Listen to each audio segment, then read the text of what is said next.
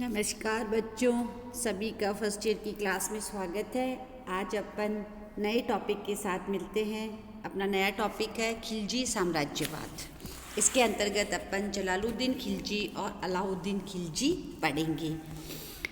खिलजी साम्राज्यवाद 1290 ईस्वी, जैसा कि अपन ने पिछली क्लास में पढ़ा था, 1290 ईस्वी की वंशीय क्रांति में जलालुद्दीन गुलाम वंश को समाप्त करने में सफल रहा और उसने 1 फरवरी 1290 को दिल्ली का ताज धारण कर भारत में खिलजी वंश की स्थापना की। यहाँ एक ऑब्जेक्टिव क्वेश्चन है, खिलजी वंश की साम्राज्य की स्थापना कब हुई और किसने की थी। अब कई इतिहासकार एक मत नहीं है कि खिलजी कौन थे, कहाँ से आए थे, कब आए थे, लेकिन फिर भी कई इतिहासकार इसके पक्ष में बोलते कि खिलजी तुर्क थे, कई बोलते कि खुद खिलजी तुर्क नहीं थे।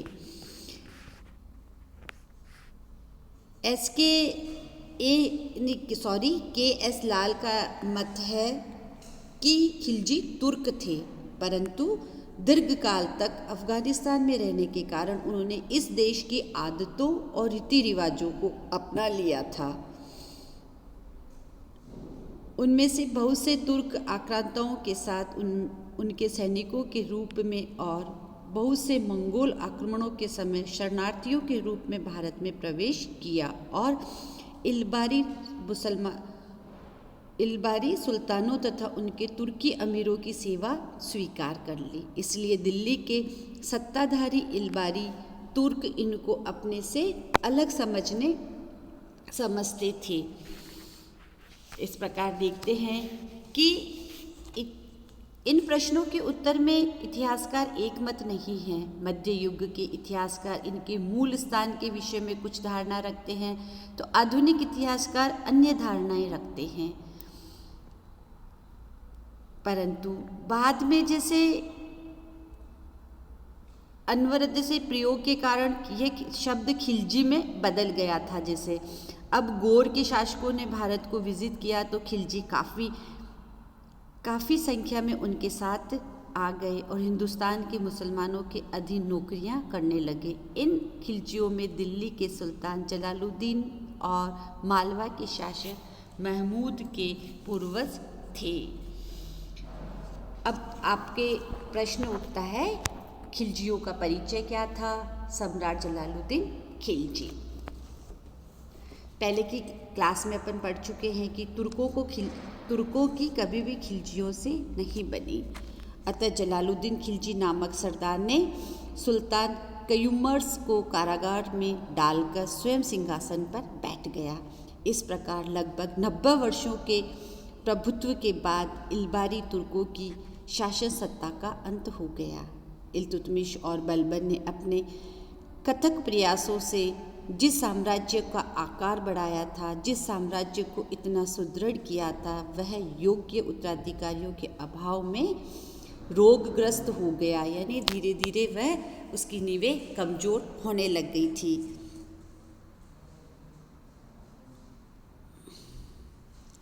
खिलजियों को शासन सत्ता हथियाने का अवसर मिल गया। इस क्रांति का मुख्य कारण तुर्की सरदारों की सैनिक कमजोरी, किंतु अपनी श्रेष्ठता का दंभ था।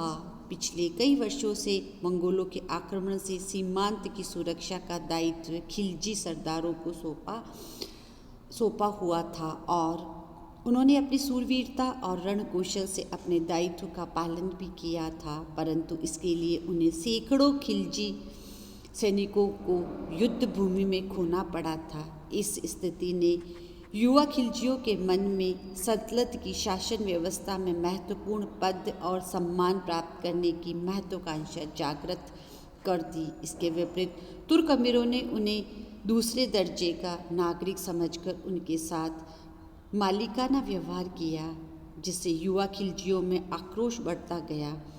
वृद्ध जलालुद्दीन में इस प्रकार की महत्वाकांक्षा नहीं थी और बलबन तथा उसके वंशजों के प्रति उसके हृदय में काफ़ी निष्ठा थी। केकुबाद के शासनकाल में तुर्की सरदारों द्वारा सत्ता हथियाने के लिए जो आपसी प्रतिस्पर्धा चली, उनमें जो कमजोरियां विद्यमान थी उनको देखते हुए अवसर का लाभ न उठाना मूर्खता की बात थी। इसीलिए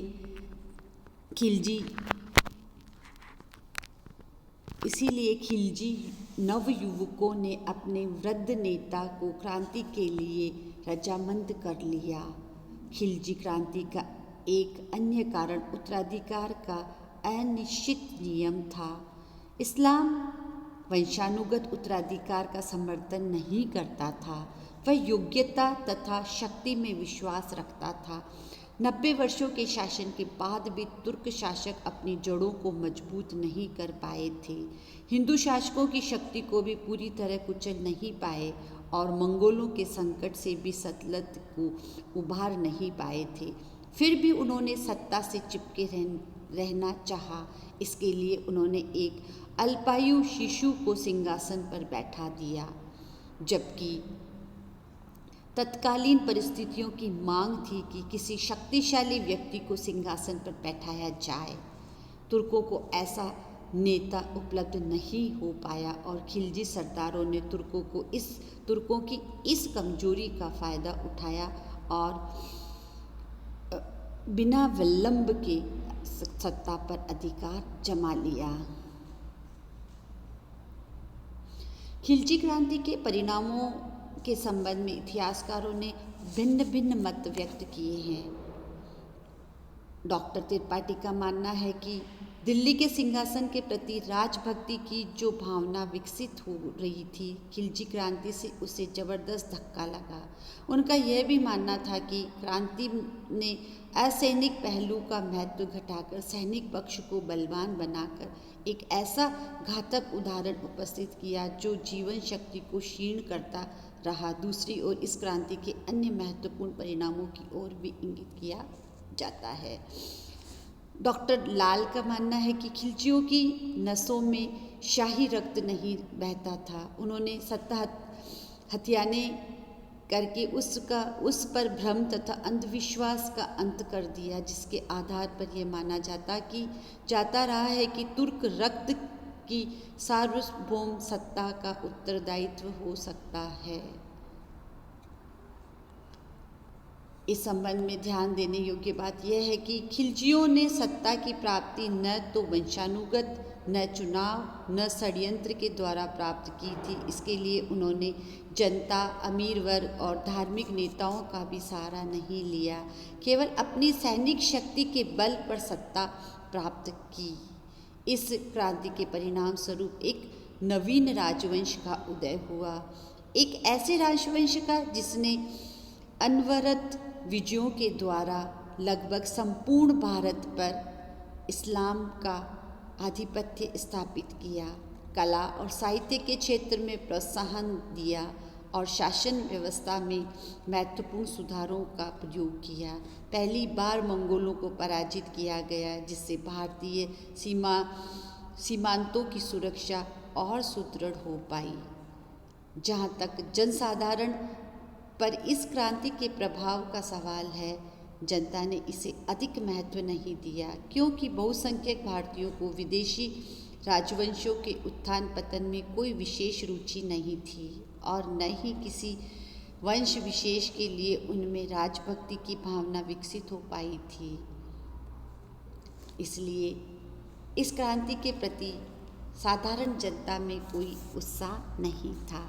अब हम देखते हैं इसका जो खिलजी क्रांति के संस्थापक थे जलालुद्दीन खिलजी, उनके बारे में आपको कई क्वेश्चंस भी आते हैं। उनकी विदेश नीति, उनके शासनकाल में घटित घटनाओं के बारे में पूछते हैं। जलालुद्दीन खिलजी, जलालुद्दीन का गद्दी पर बैठना। जलालुद्दीन तुर्क था और इसके पूर्वज अफ़गानिस्तान में बस गए थे। जलालुद्दीन का प्रारंभिक नाम फिरोज था। ये बच्चों यहाँ ऑब्जेक्टिव क्वेश्चन है, जलालुद्दीन का बचपन का नाम क्या था या प्रारंभिक नाम क्या था।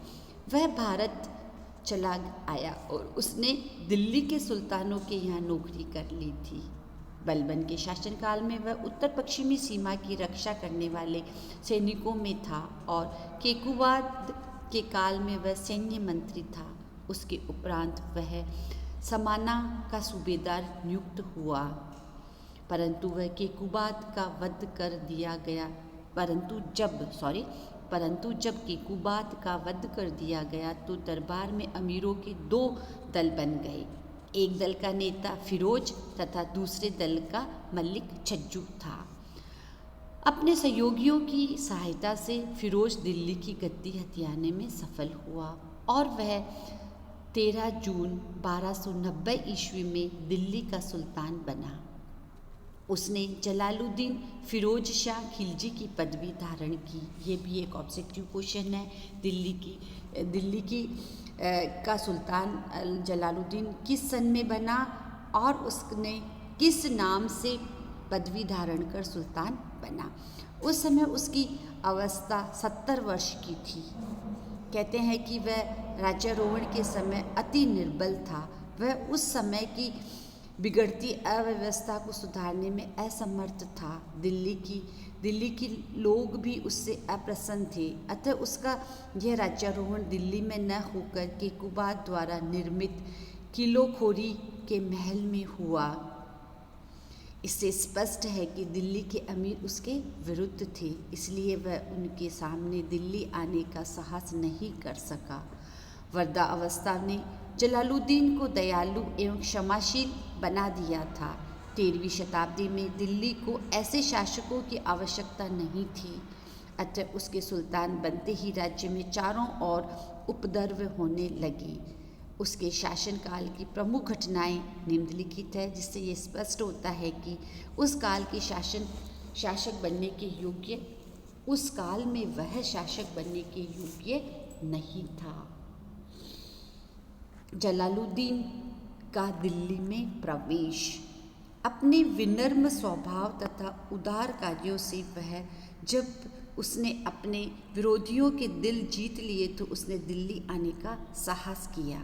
दिल्ली के कोतवाल ने भी उसे आश्वस्त कर दिया था, परंतु वह जो ही बलबन के प्रासाद यानी महल के द्वार पर पहुंचा तो घोड़े से उतरकर अपना सिर इस प्रकार झुकाया जिस प्रकार वह बलबन के चरणों में झुकाया करता था। बलबन के उत्तराधिकारियों की दयनीय अवस्था का स्मरण कर वह फूट फूट कर रोने लगा।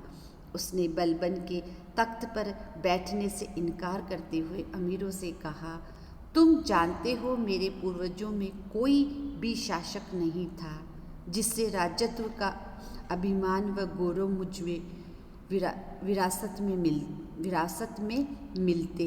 बलबन यहाँ बैठते थे और मैंने उनकी सेवा की है। उस शासक का भय और गौरव ने अभी मेरे हृदय को नहीं त्यागा है। उसकी इस भावुकता से वृद्ध जन अवश्य प्रभावित हुए, पर युवा अमीर उसकी इस निर्बलता का अनुचित लाभ उठाकर स्वतंत्र होने का प्रयास करने लगे। अब देखते हैं कि जलालुद्दीन का जो ये स्वभाव था, जलालुद्दीन का जो ये व्यवहार था, वो व्यवहार उसके शासन में कितना दुखदायी रहा या उसके शासनकाल में कौन कौन सी प्रमुख घटनाएं ऐसी घटी या विद्रोह हुए जिनके बारे में हम आगे देखते हैं।